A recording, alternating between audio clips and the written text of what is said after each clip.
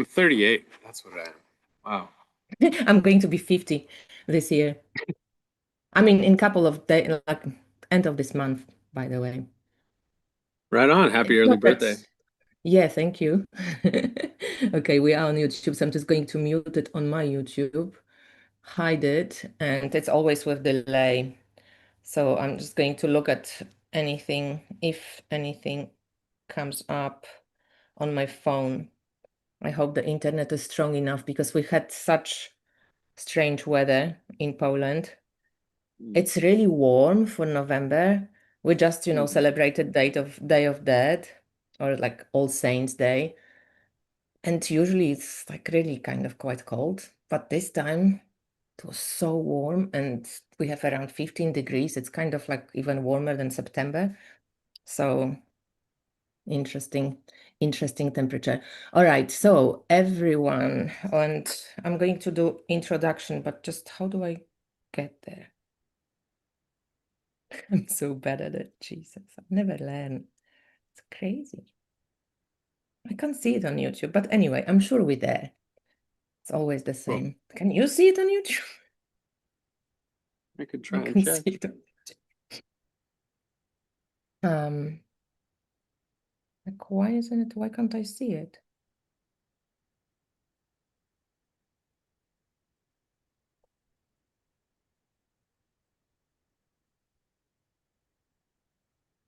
I think we live. I can't open it. I don't know.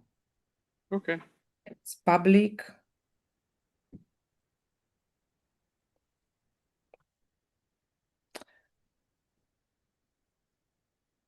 Would be nice to see. So, hello, hello, hello. This is Kasia from Tarot Map and Theodore of Death Doula Oracle.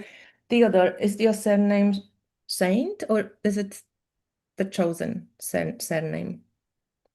No, yeah, that is not my given name, and it is rarely the name that I go by.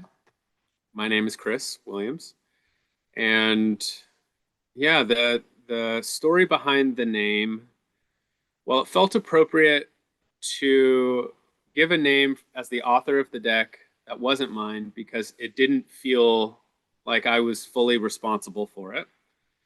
And around whenever the deck came out now, I guess that was 21 or 22. 22. Hmm. And yeah, once I had decided to make the deck, it really fell out of me very quickly. There was a lot of fine tuning that took a long time, but the initial cards and the rough sketch of what the prompts and the meditations were came really quickly. And looking back on it now, yeah, it feels less like my deck and more like somebody else's. So the name Theodore is a name that my parents were going to name me, and my aunt named my cousin Teddy a couple months before I was born, and so that name was taken. And my parents changed my name to Christopher. And Okay. and so with Theodore Saint also, Saint Theodore is, how much do I want to say about this? Is a saint for known for helping kind of usher in Christianity. And I would like to provide a bridge back towards some alternative ways of thinking that aren't solely based in Christian thought, even though I find myself being a dual faith person. Um, I I find value in the bridge between polytheism and monotheism, and so I'd like to give people a bridge to and from, and so I'm undoing a bit of what he had done, and so I just Mm. reversed his name. That's very interesting. By the way, hello everyone. I hope you guys can see us. I can't see the chat, but if you have any questions or anything, if anybody's there, please leave a question for Chris Theodore. And if you rewatch it, welcome. And I hope you enjoy our chat. Just as the introduction, we are chatting with the creator of the beautiful Death Doula Oracle. And what should I call you Chris now? Now I'm lost. That sounds great. Call me Chris. And what Chris just explained, I asked him a question because before we went online, because noticed in the little booklet, that the images and the words were by Theodore Saint, but on the website it says the artwork was, or the photography was by Chris Williams and the words were by Theodore Saint. So I'm thinking, well, so is this all you or is it you and Chris? And that's why Theodore explains that Chris is him. So yeah. So Chris, Yes Theodore, and yes. yes and yes, exactly. So if you ever wonder who made the deck, this man made the deck. I've had this deck for what? Long time, over a year, closer to 2 years maybe. I remember receiving it from you, and it was just such a beautiful experience. Like, so first of all, just wanted to just kudos to you for the production and for just like I think usually when a deck comes out so kind of perfectly, I know that it takes a lot from the author to like keep to the standards and like make sure that it comes out this way. And I deal with a lot of decks, and this one is just perfect. I don't know, I've been using it really quite a lot, and still the gilding is quite intact, and just the shush of the shuffling is so nice. I love that. The whole experience of the little gold dot. It's like minimalistic, but not too minimalistic. You can still like, get a bit of a gold shot. So really great, great work on production and just how the deck looks and feels. I love that. So thank you for creating it.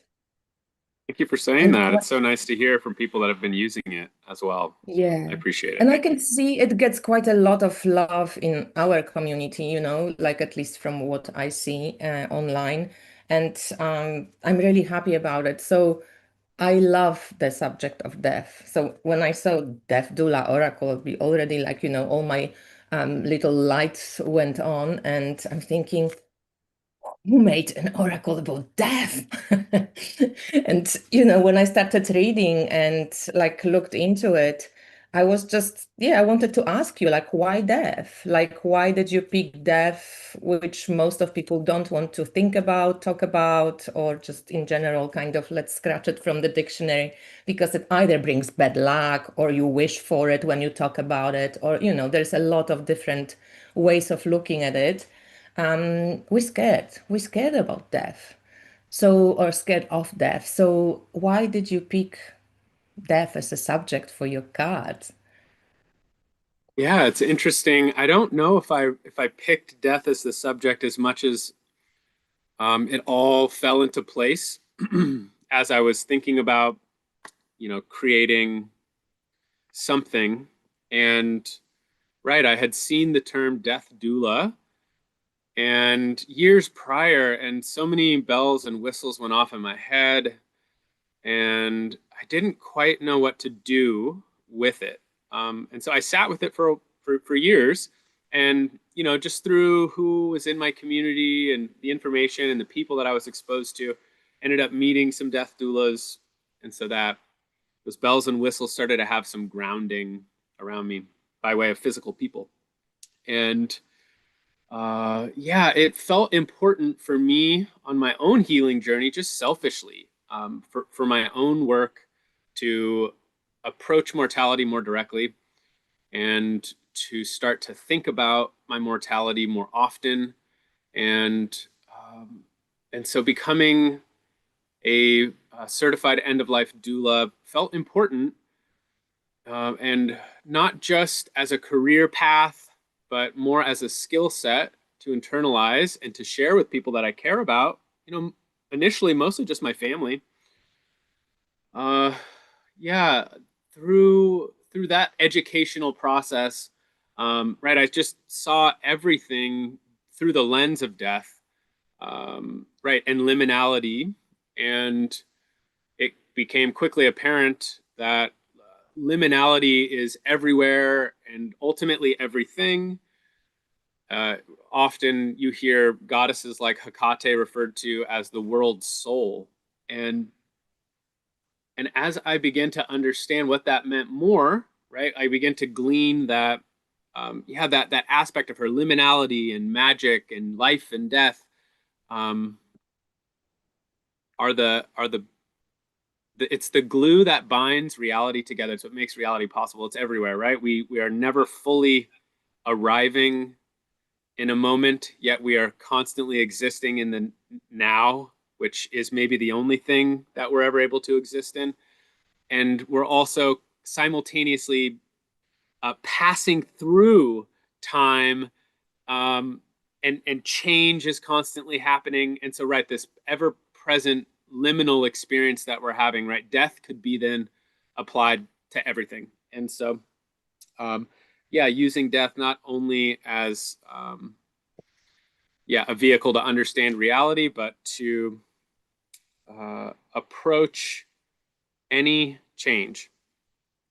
Do you think, because, when I heard Dev Doula, to me it was the same. I was like, I just love that name somehow. And even in English, English is not my native language, but it just sounds so good. I would study this like right now. So I also follow in Poland, like I live in Poland now, some like Institute of Good Death or Good Dying. There's like lots of stuff that people start doing and talking a little bit differently about dying process, death. Do you think, based on your like education experience and just like, your kind of thinking, that we can prepare for death? Like, have you seen people who, let's say, were a bit more open to the subject of death and were kind of like thinking about it before dying, and compare with persons, like with people who never thought about it? Is there a big difference, or death just takes over and it's a bit like, even if can you really prepare? So is my question. What do you think? Absolutely. Yeah. I think everybody has a different reaction to death. Um, yeah, yeah, I know people who, right, have terminal diagnosis and their reaction to it isn't necessarily one that feels expansive. It doesn't necessarily feel like they all of a sudden are emotionally well because they're coming to, they're coming face to face with their life and their death. So yeah, I think on its own, people don't necessarily just inherently have a healthy reaction to it, but with a guide, with community, Mm. with people who have spent time studying how to approach mortality, um, with sharing an ability to hold others in it, in the pain and the fear. I haven't seen somebody enter into a conversation with their own mortality, like if they're not being held in community or with someone who's trained, right, it could kind of go awry. Um, but with conversation and with guidance around it, I haven't seen anybody. Um, how do I phrase this? I haven't seen anyone kind of spin out really as much as they would without guidance. And so, Mm. yeah, with certain exercises and prompts, knowing that there's somebody there with you also to witness you so that you're not feeling like you're doing it all alone can really make the world of difference. And I think we see examples of this all over the world, like right, we have like ossuaries, which are, I think, most often, but not always, Christian uh, temples and churches that are filled with bones and skulls, where monks are buried in the grounds. Their names are forever inscribed into the books of the church. And so I think not just in Christianity you see examples of this, but in every spiritual tradition, yeah, a structured approach towards grappling and looking at death more directly, but in a container. And so I think if there's a container for it, yeah, I would fully encourage everybody to begin opening up dialogue and opening up themselves to think about it. Yeah, the term memento mori comes to mind. And yeah, meditating on one's mortality, I think, can bring a lot of wisdom, especially in regards to the things that the things that are eternal and the things that are temporary. And a lot of things become very clear once one realizes, yeah, what's forever. Yeah. So personally, what have you learned about death? Like, can you give us some like more practical example or something that, comes to mind now? I know these questions are quite maybe difficult to answer sometimes, but like what have you learned personally from like w watching people die or being, there to witness and support them? Yeah. Well, the times in which I have entered into relationship with people who are passing, um, the the situations vary so much. And so, right, like one example is, you know, like the differences, I can highlight the differences by, I guess speaking to this one man, had an early diagnosis of Alzheimer's. He was very with it still. He could remember me. We would have great conversations. And I was there very early on in his diagnosis to just start talking about what his diagnosis meant. And in that process, we recorded his life story, and it was something he could share with his grandchildren.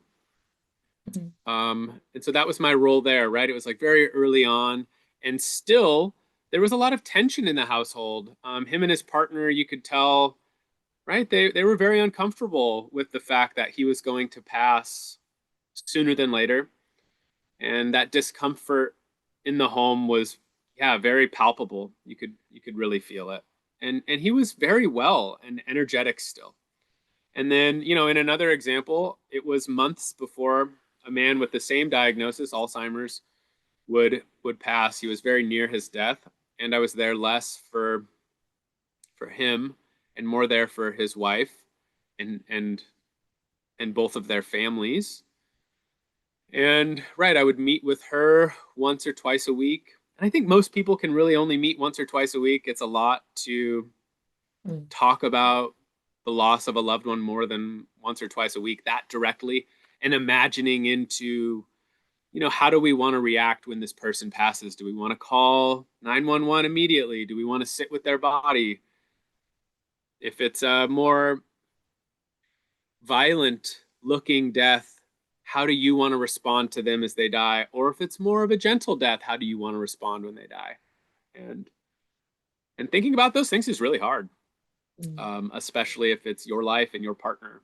And so, yeah, it was very, these two examples can illustrate the differences in environments um, that that I have experienced, at least in a death doula role. And also, as the being there as somebody died, yeah, you really do begin to see that, at least in my experience, that there's more that happens after we die. And right, lights going on and off in the house, and people reaching on in their last moments up towards what seemed to be an empty room. That's a very common thing. People reach outwards to what to me appears to be nobody there. But the fact that it happens so often, yeah, it continues to feel like, um, yeah, since it's such a consistent way of responding to passing, that there are people there that the people who are dying are reaching to. And Mm. so seeing like lights go on and off and people reaching, it isn't all doom and gloom. There's so much beauty there, and so much to look forward to in terms of what I think is a meeting of your wise and well ancestors who are able to come, yeah, guide you and hold you through the toughest and likely the most scary initiation that we are subject to in this corporeal form. And Yeah. we met at the perfect timing of just like Day of the Dead, and when, especially in my country, we celebrate our ancestors, and I think in America as well. Or do you just do Halloween? Like, do you have like Saint All Saints Day or something like this on the 1st of Yeah, I November? mean, yeah, my partner and I will celebrate Halloween, we'll celebrate Day of the Dead, we'll celebrate All Saints Day. And we were just looking online that the traditional Irish celebration day is on November 7th this year. So Oh, we're expanding our celebration window till the 7th, which is nice to have a okay, little cool. more days to And partake. and the idea of the oracle as a response to appreciation of death, or how did it come that you thought, I'm just going to do Death Doula Oracle? What was the inspiration behind the idea? Yeah. Well, let's see if I can trace this back.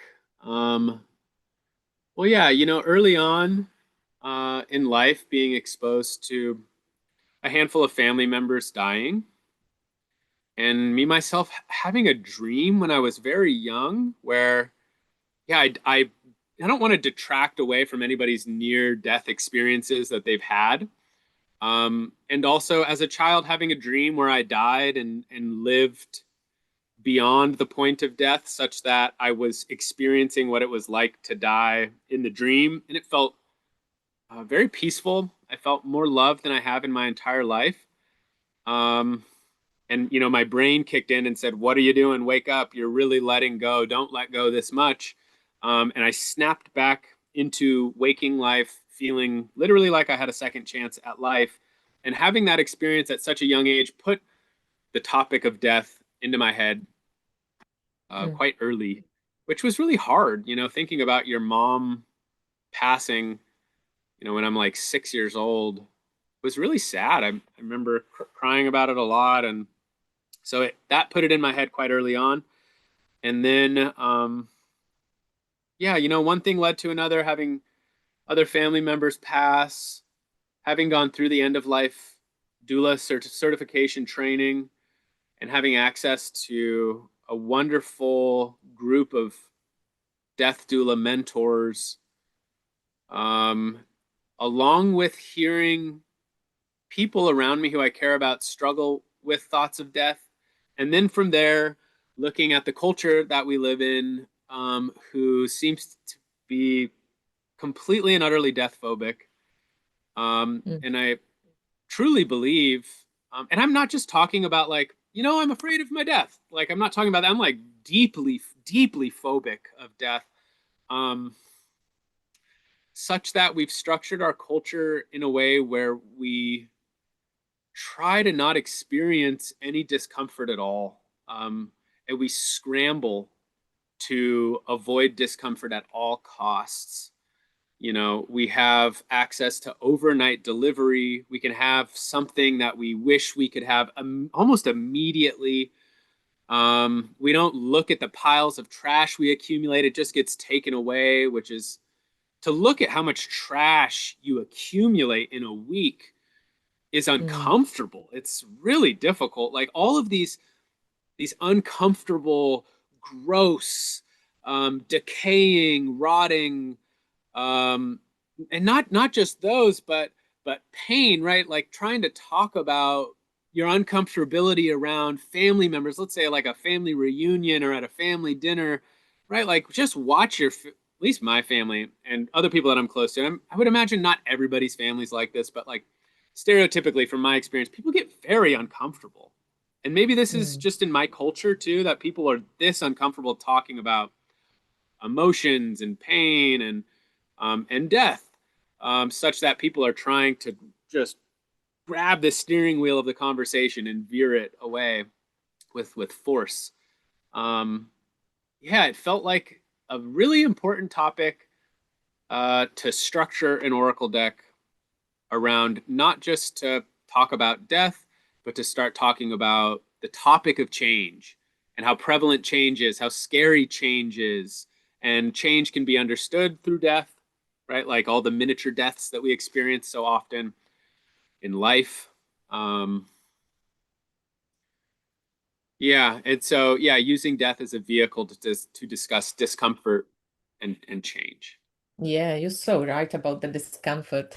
I was always thinking about, like, eating tomatoes and cucumbers in the middle of winter or something like crazy, like what you just mentioned, ordering food at midnight because you have to get it right now. And yeah, I remember when I was young, I shared this story at some point, but like my grandmother lived in the village, and I remember when my grandfather died, he was in the house in the coffin for 3 days.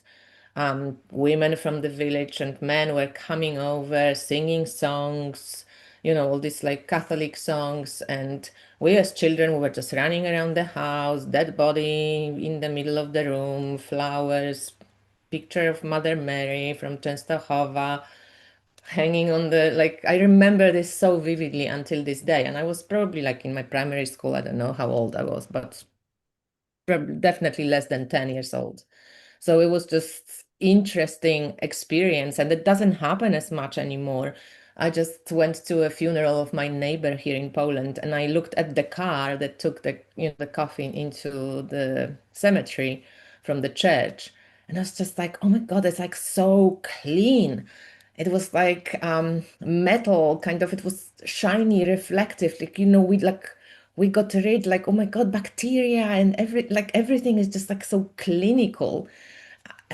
I I just felt like so weird about this. And also the coffins themselves, like all you meant to do is to put the body in the coffin so it can decompose fast.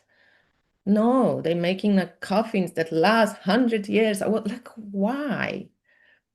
Yeah, that feels Yeah. so, it feels like the opposite of what at least I want when I pass. And right, I've heard a handful of people speak to how a lot of at least Westerners, in North America have particularly untended and unwell dead. And I just I don't like the idea of not decomposing back into the earth, not returning back, to source, to where we come from, to dirt. And and I love hearing you talk about, yeah, the wake that you experienced as a kid, having people be around the body for 3 days. It's just an aspect of culture that you don't see too much anymore. Yeah. And I think there's a call, not so much, yeah, it feels like a call from the earth herself to, I don't know if she's, and this may sound a little strange, but hungry, right? Like we take You so said much it. from her, right? Yeah. We are hungry for her. I mean, we eat the plants from her and the animals from her, and it's a reciprocal relationship, such that we feed her also by way of our bodies as well. And I think to think anything else, is a bit naive. And I'm if curious, we, I'm sorry, like, to butt in, but go don't you ahead. think that this is a little bit like connected to, at least, I usually go to Catholic um, cemeteries and Catholic death ceremonies, right? Because I'm surrounded by 90% of Catholics here. So it's interesting to me when I listen to what the priest says. Again, I don't know. I was brought up Catholic. So if there are any practicing Catholics, please explain in the comments to me. But do Catholics believe that when Jesus Christ comes back to earth as a savior again, that because it sounds like this when the priest is saying that the body will be resurrected, the body, maybe that's why they don't burn the bodies anymore. I think it's taken so literally that I don't understand it. But so I'm curious, is this like this, that in Catholic Church we believe that the body will be resurrected? That's why the coffins that last 100 years, I don't know, waiting for Jesus to come, or is this some other reason? I'm not sure. But when you listen to the Yeah. priest, they say something like this in I can't, I'm not even going to try to paraphrase, but definitely something about that you will be resurrected, your body will be resurrected. So I'm curious if that plays a part. Did you notice in your work or like observing uh, dying people that religion is important? Do people like turn to whatever religion, if it's to God in any religion? Did you see it, or is it more kind of like they stick to what they believed throughout their lives? Yeah, it's so interesting. Yeah, a lot of people who maybe were religious when they were younger, and as they grew up, they became less religious, have this abrupt resurgence of their religiosity, and they end up wanting more spiritual and religious practices, prayers, um, acknowledgments, yeah, rituals involved in their dying process, right? Like you see this resurgence because they're afraid and they want to have some guidance, they want to have some structure, something to trust in, um, trust in what it's going to be like on the other side. And also, you see, you know, people who were religious up until all of a sudden, a lot of like anger and fear comes up, and they don't want Mm. anything to do with it. And so you see a full spectrum of responses. Um, yeah, that really range from like denouncing, um, right, and also calling forth something that they used to hold closely. So yeah, you see such a wide range of responses there. And I think what feels important to me, at least in my practice, is to go in with a lot of curiosity with people and to ask them what they think is going to happen after they die and just see where their mind goes and continue that conversation and that dialogue, because that their response could change and morph over the months or days or however long you're with them, um, as they're approaching their death, and to engage with them in that way, to have them verbalize and use their brain in that way if they have that function still, to yeah, use their brain actively to explore with their imagination into what they personally think is going to happen afterwards. And you might see some, yeah, very unique sort of explanations that are an amalgamation of Christianity, right, and just like intuition mixed, um, or whatever sort of like flavor of spirituality that tended to be imprinted on them in their life. May it be other religions besides Christianity. Yeah, Um, I strongly would be an advocate for creating deaf schools because that's one sure thing. We're all going to die, even if we're trying hard not to die, and even if we're really scared of it. But I think it's, yeah, as much as we can to be familiar with, you know, learning about dying, and not even death itself, because I think nobody knows. Like everybody will probably die differently in some way, because I think it really depends. Do you agree that it depends on how you live? It is how you die. Would you go as far as confirming or not confirming that sentence? You yeah, die I as you wouldn't. live.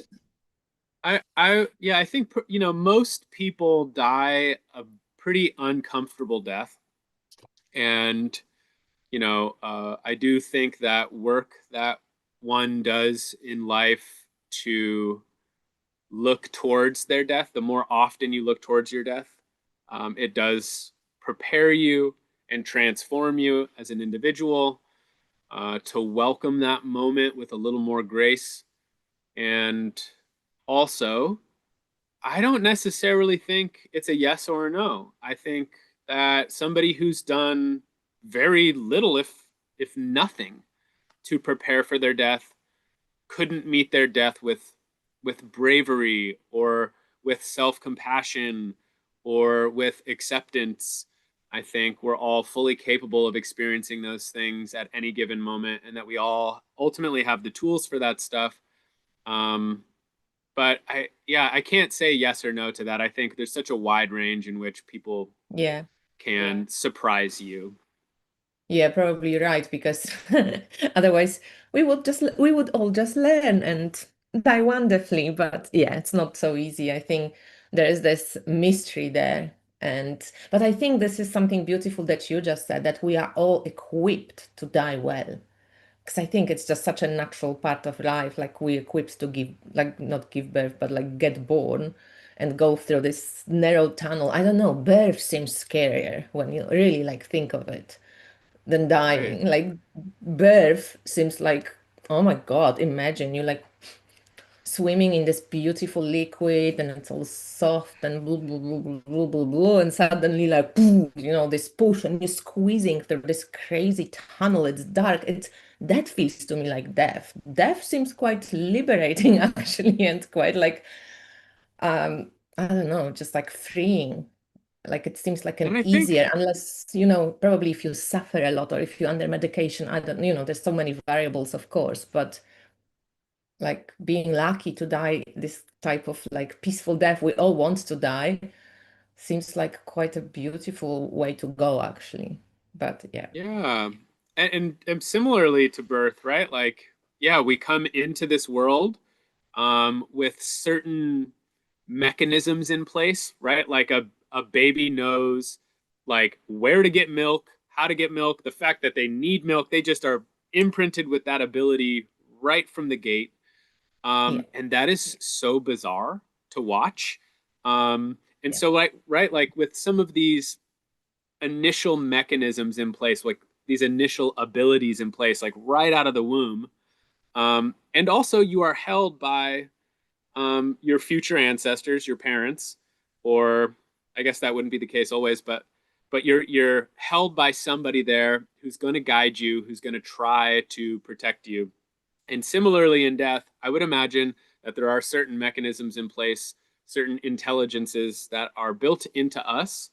And I do think that like training, right, like is helpful in this way too. That's why there are spiritual traditions like, there's like Bardo training as to like how to navigate the liminal spaces um, out there in death with some intentionality and right, like all the other spiritual traditions that give you a map for how to what to look for.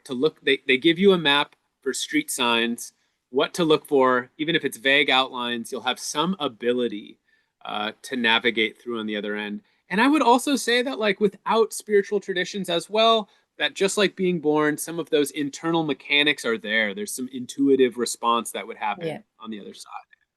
And yeah, I think exactly. I that by way of agree. watching babies. Yeah, exactly. I think we just equipped to die. We equipped in it. We know what to do when it happens. And maybe there is some guidance, as you said, that people reaching. Yeah, I also heard a lot of these stories that like there are spirits that come and help you to transition. So who knows? All right, going back to the cards. How did you come up with the like keywords or phrases? So was this like what was the importance? Were you just going based on like how you experienced or thought about death or dying or change in general? Because it's not just about death. Like let's be honest, this can be used for any transition, ego death, or just change in life. So it's very versatile deck, but the keywords are not like when you look at them, let's just give you, if anybody doesn't know this oracle, so let's say this honesty, manifest self, wayfinding, magic, work, they're not like, oh, they all connected to death. So how did you come up with them, or like how did you think about them? Yeah. Well, yeah, prior to being an end of life doula, I was and still am, a photographer and a multidisciplinary artist. And so the oldest photo in there, which is the True Will card, was a photo I probably took like 13 years ago. And yeah, it was a double exposure photo that I took at a park in Seattle. And I tried to take the photo again and I couldn't. It was just such a happy accident. that photo turned out so perfectly with the trees touching each other's trunks because I had to flip the camera around to take the second exposure. Yeah, there's no Photoshop on that. That was just a tree on a shadowy hillside, and the hillside was Wow. dark enough to allow for a second exposure of the tree below it. And so, yeah, I accumulated an extensive archive of film photography and, right, had a series of art shows throughout the course of my life and sold work by way of that. And right, like that photo, for example, I worked in forestry for a while and was carrying my camera up and many of the photos are like this. You'll see burnt trees in a lot of them. And right, I was working for a company that we would walk into post wildfire areas and help replant deforested areas. And so, yeah, if you look through the deck, you'll see charred wood and ash and Mm-hmm. whatnot. And that was me hiking along hillsides and um, bringing my lights. Yep, that's a charred piece of wood right there. Yeah, that was down in Oregon after a big wildfire. And And yeah, so after accumulating a really large archive of photos and then deciding that I wanted to make a deck, sitting with all of the photos in front of me that I had pulled from the archives, and I wanted to do 56 cards to kind of mirror the minor arcana of the tarot, to Okay. have the tether there, the tether of tradition, and to make the connection to the microcosm. So it's more a story. The cards provide a story of yourself, not so much like the macrocosm. It's not so much about things beyond you. It's about things related directly to you. And once I had the 56 photos pulled, yeah, I would go through them every day and I would write down the very first series of words that popped into my head. Maybe it would be the card title, maybe it would be what the card prompt in the booklet said. And I would go purely off of intuition. And yeah, I would Mm. return to them every day until I had every card listed or something about every card listed. Yeah, and then once I had that, it was every other day, every 3 days, I'd return to the list and tweak it until it was words that I resonated with and liked. And then I would try to apply it to other spiritual teachings that were helpful for me on my journey. And then I would go through and see if some of the prompts seemed repetitive. And if they seemed repetitive, I'd find something else. Yeah, so can we mention a little bit about some other disciplines that you practice as well? Because the book is quite extensive, even though it's a little white book, but it's quite extensive, and you give a lot of examples of different rituals, meditations, from shamanic perspective, from Buddhist perspective, like all the different ones. So can you mention what else is, yeah, what else would you say? Maybe not that you practice like all the time, but like what are your interests as well in the Yeah, other disciplines? definitely. Yeah, that deck, you know, came through at a time where I was partaking in specific practices that were important to me then. And so that deck is like a timestamp in that way. And yeah, the practices that I partake in now have some of those still tethered in. And um, and it has morphed and changed. So yeah, nowadays I find myself uh, praying a lot to Hecate. I do a lot of work with Hecate, and I really love her so much. Yeah, been very helpful, insightful, and yeah, nurturing, caring. Mm. So I love her. I do a daily practice with her. Also, yeah, there's a handful of saints that I work with as well that I really like. St. Christopher has been pretty helpful just as a deep dive into the tethers of my name and where that leads to. I think there's a lot of life meaning that you can glean from understanding your names. Mm. It kind of, it's quite a thing to name somebody, and I've received a lot of insight into, yeah, my purpose by way of understanding my names. Saint Cyprian's been a fun one.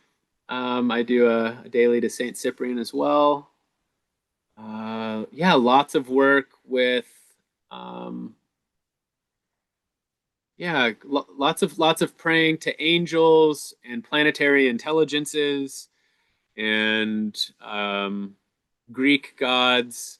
So So quite a eclectic, handful of eclectic. things, and yeah, and also the land. The past year, I've really spent a lot more time trying to connect with the land and cultivate my relationship with local spirits and the trees and the plants, the fungus, the slugs. I'm in the Pacific Northwest in Washington, and so we have so many slugs out here.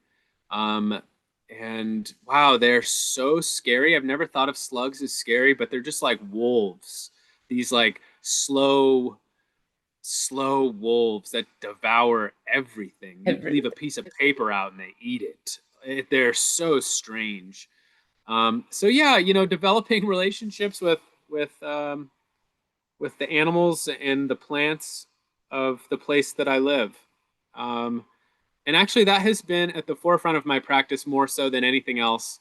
And um, yeah, yeah, wanting Did it wanting to have an intimate relationship with the dirt. did it change since you moved to the land and you live closer with the land, or were you always living kind of in the country? No, no, I haven't always been living in the country, actually. Yeah, I've lived in Los Angeles and in Montana and in Oregon and mostly in Seattle, and have just had such a hard time living in cities. My anxiety is just out the roof there. And as I watched myself slowly, incrementally distancing myself from like living downtown to living on the outskirts, I watched my anxiety levels decrease and my general wellness increase. And so yeah, I'm now quite rural and live out on the Olympic Peninsula in Washington. And yeah, we have a plot of land out here. We live off grid, which is pretty lovely. We have like a little solar setup, and we're building a cob house at the moment, which is basically just a mud hut.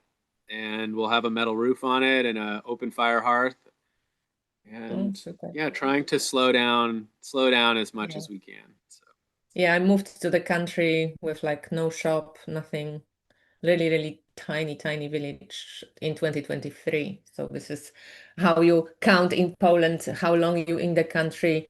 It's the third winter that we survived. So we survived two winters. Now it's the third winter coming, and it's definitely, I can confirm it also. It's been such a welcomed change, but I think you have to be really ready because it's, yeah, for some people, especially when you may be younger, I don't know these days because it changed so much after COVID, but if I was younger, maybe it would be too much for me, like just too isolating. But yeah, having a partner and having a dog and just being close to nature totally kind of grounds you and gives you like a different quality of life. Like, it's so yeah, interesting. and Like in the city, I felt more isolated actually, and I yeah, had so many people around me, but I feel yeah, like because it felt like they were close, I didn't see them as often. And now that I yeah, live further away, I see people way more often. It's really yeah, strange, and the relationships aren't quite, they're a little different. And I value the relationships out here and the relationships that I've kept alive with people that I've known from when yeah, I lived in the city. I've just valued them so much more, and yeah. uh, it's just interesting. I was worried about that. I got further away from the city. I was worried I was going to feel a little more isolated, and I feel way more connected. Yeah. It's I think it's in my pretty fun. village, I'm turning 50 and I'm the youngest, and there's like 20 people who live here. So, um, there's like, yeah, when I see my neighbor over the fence, that's cool, we chat, but basically that's it. I just found one friend who's like two villages away from me. So I can, have a coffee and chat about tarot with somebody. That's awesome.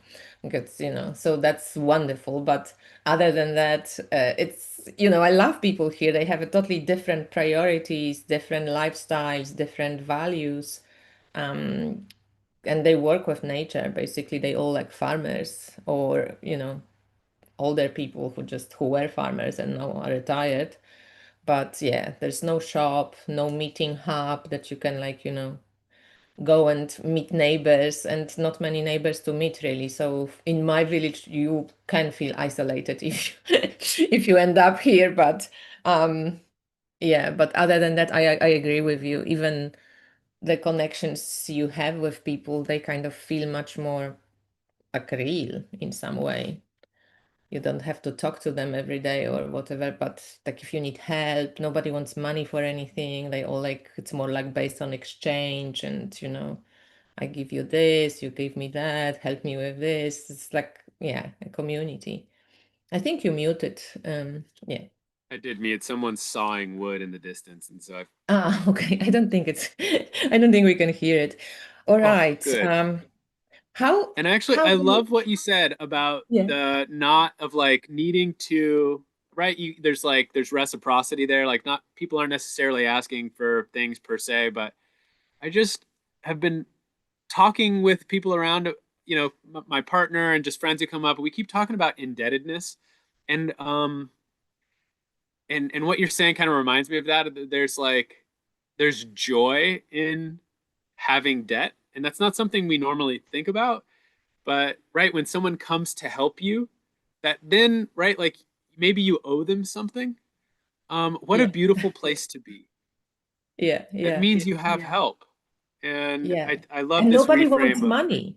Nobody wants money. Like, no, I said, like, I pay you for, no, you don't pay me for this. So you'd like buy them something, or if you grow something, you bring that, exchanges. And sometimes I say to my neighbor, what can I give you like in return? Like, I want to also like, give you something.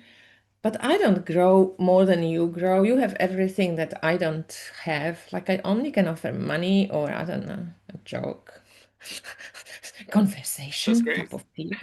Like it's like you can't give them food because they always grow everything themselves. So you're like, can I have a little bit of your potatoes? But what can I give you back if you don't want money? And they don't want a tarot reading or astrology reading, that's for sure. So it's sometimes I'm like, Conversation sometimes. That's it. Conversation goes a yeah. long way. And also, I know Connection. now, my neighbor loves green tea. Not black, not this. He loves green tea. His mom loves sweets, and it has to be soft because she doesn't have strong tea. Like you kind of learn about people, and then you kind of go and try to give them something that they actually like. So that's nice. I like it. You got to learn them. Yeah, yeah, yeah, exactly. I like it. So, how do you use your oracle? Like, we're going to wrap up soon, but do you use it with other decks? Do you just do a daily draw? Like, what do you mostly do right now after you made it and you are the the creator? Yeah, I use it. I just use it on its own. I do have a tarot practice also, but I do find myself using that deck. It's one of the first things, like kind of on my more magical, spiritual path was someone encouraged me to make a deck for myself for me to use, and it wasn't for years until I ended up doing that. But now that I have one, um, yeah, I use it on its own. I find it to be pretty forward, kind of humorous at times with how direct it can be. It doesn't feel like me talking to me at all. It feels like it's its own thing. It is its own entity, and Yeah, it has its own intelligence. And so yeah, I use it often. I use it with friends. We'll use it. We have animism classes out here, and we have farm to table classes out here, and we'll use it in those classes as well. because death is very present in those classes. So how do you And use them? Do you ask a question? What do you ask? Like if you pull the card, sometimes, what do you ask? Like tell me, or what can you tell me something about my day? What do you ask usually? yeah, that's a good question. Yeah, sometimes, God, sometimes I don't say anything. And I just pull it out, shuffle it, and pull, and I just start a conversation with the deck. And I'll usually only do three card pull. Um, so there's that approach, and then there's me asking things along the lines of wow, what is the wording? The wording changes so often, but it's something along the lines of um, what what would be helpful for me to live in alignment with my, sometimes I say like live in alignment with my higher self. Sometimes I say deeper self. Mm, Um, yeah, what would be helpful for me to think about in terms of experiencing myself in a more enjoyable way?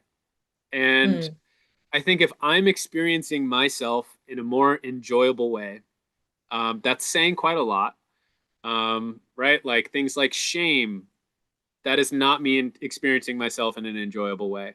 Having guilt or regret or worry aren't necessarily me experiencing myself in an enjoyable way. So, and I feel like the word enjoyable could be like swapped out for something else too. But yeah. yeah, that's my prompt these days. So let's ask one question to finish off our conversation. Unless you have something to add, I don't know, anything you want to throw into it. The deck is available, right? People can buy it if they don't know about it or they love it and thought about buying it and they haven't yet. It's available. They can reach out. I'm going to leave the link in the description below. But Cool. that anything else? Yeah, Anything else you there's can add? a newsletter that you can subscribe to on my website. It will get you a discount to the deck, and there will be some upcoming lectures and classes that will be available on my website also. So stay tuned for those by way of the email Cool. list. Okay. So let's ask what would be enjoyable for us collectively to what would be what was the question? Yeah, What would right. I know I'm trying to be like, what did I just say? what Yeah, did you just say? yeah, okay. Yeah, what would be helpful for us as a culture to think about so that we may better enjoy relating to each other? Beautiful. I'm pulling grace. Well, grace is the topic then, I guess, if we're gonna go by the book. Wow, what would you say like on top of your head with grace for to answer this question? Because I quite like it actually. Yeah. Um, to me, right, grace kind of is a loaded word. It has some, right, like people associate it with Christianity quite a bit. But I'd like to offer some other additional sentiments that go along with it for me. So grace to me feels like spaciousness. It feels like a way of meeting my own internal landscape. It to me it often brings up thoughts of patience and self-compassion, such that, right, if I'm having a tough feeling come into me, I am upset or I am bothered by anything and everything, which is totally fine. I fully support people in being upset and bothered. I think it's really important to notice when you're upset and bothered and to not just let go of them. I think actually further investigating and further defining and articulating what is going on is really important, especially these days. But to meet those feelings with some spaciousness, some patience, some softness, and some grace can make the Mm, conversations that come from those feelings be presented in a way that can more easily be received by somebody else if it is about somebody mm. else, and even be received by yourself if it's about you. Yeah. I love the word grace, actually. I think as collective, as society, we could very much do with that. Sometimes I think, especially in the Western society, we do nearly like too much. Like I sometimes think like stop, drop, bliss, receive. It just feels like I always think when I think of grace, this is exactly, I love that you put flowers here because I always think of flowers. And I always think like it doesn't matter where a flower grows, if it's on top of the mountain when you have the most amazing view and there is just this little flower at your feet, you still, if you notice, like you kind of like, oh, look, flower grows here.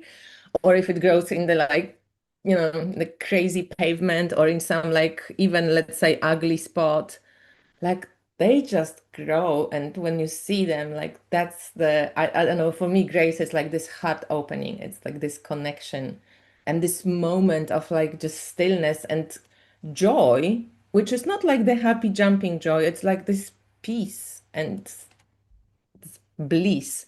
And it's really important, I think, for us to sometimes just be able to receive grace, even if it's just in your imagination. Like, just say to yourself, it's okay.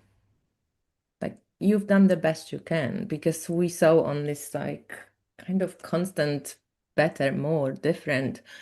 You can learn more, get more, figure out more. And I think grace reminds you of, like, it's okay. It's okay. I love So that to me, connection to the heart. yeah, I love that. And the That flowers feels that they really here. important. Yeah. In this place when you kind of have this metal rod and like, it looks like the side of the road or something, maybe some saggy bats or something like, there shouldn't be beauty there. And they just grow, gracing you with their presence. Hello. Nothing in, no expectations here. You don't have to say even, oh, how beautiful you are, you beautiful tulip. They just are. So nice. I love this card. Do you want to Thank you know so what she much. Yeah. wrote? Do you want to know what Theodore wrote in the book about grace? Theodore wrote, this card encourages us to forgive ourselves. We are often not the most ideal version of ourselves when we go through difficult times. Allow yourself to be open to the lesson the situation offers you and give yourself compassion as you learn. And then you give some movement of grace and lesser ritual of self-compassion. I liked how you did the book, that you have like, something actually you can do with the reading as well. As a tarot reader for many, many years, I always loved, that's why I started using sound or essential oil or something that like it roots you in the physicality as well. So it's not just blah, blah, blah, blah, blah, just in the mental and actually doing something. I think Alejandro Jodorowsky in his book, The Way of Tarot, and the psycho magic, he always goes like, go and break a stick or do something because that already shows that you like accepted the messages from the cards and you actually are ready, you open to doing it, to receiving the message and then actually following through into action of some sort. And that gives a message to your psychic that you're ready to let go, release, dig something in earth. So all these Wow. rituals and something like this is pretty amazing to, and you did it in the book, you like go and dance or go and do a ritual, go and meditate, go and check something out. So it's pretty cool. God, So I yeah, just love Alejandro Jodorowsky so much, and just yeah, the fact I haven't read his tarot book, but I love the idea of just even breaking a stick, right? yeah, Like, I mean, in tarot readings and in oracle readings, you're talking to things beyond the physical, and yeah, you're reaching up into them, and why not ground them with an action? And so, yeah. I hence the think rituals in the booklet, you know. a lot of it is in Psycho Magic. I think that's his other book when he just goes and gives people advice on what they have to do. And he goes sometimes the most ridiculous the advice, the least the brain is attached to, like resenting it or something. You just like kind of go in a playful or curious attitude. So, turn around 3 times, find the stick, break the stick, throw the stick, like that's just what I kind of, I don't know if it was exactly like this, but I I can't remember love now. It was many years when I read it, but many years ago. But yeah, I thought that like, wow, this is it. Like you have to connect because that's like the spirit and matter coming together, and you're like, okay, let's go. So That yeah, makes me so thank you, happy to Chris, hear. for yeah, thank you for coming on the channel. Thank you for creating the deck. It's really cool. I think it's going to last and like be kind of valid for, many years to come. It doesn't seem like it's going to be expiring pretty soon because there are decks that kind of expire, feel a bit old after a couple of years. I think this one is going to like survive the test of time. And yeah, thank you for chatting with me and bringing to the table difficult subject and at the same time such an important subject and fascinating subject. So whoever is ready and wants to listen and maybe learn something that's awesome, people can find you. I will link your website. I will link to the Dev Doula Oracle, and yeah, people can sign up for the newsletter for 10% off. And that's it. Thank you. It was lovely to meet you. I'm glad we made it after Me too. It was so nice to two. meet you too. Thanks for having me on. Yeah. Thank you. So thank you everyone who is still here. Rachel said she's looking forward to those. I think your classes when you were saying about the classes and yeah. So thank you everyone who was here. I don't think we have any questions except for where's my zodiac sign, but I'd say Scorpio.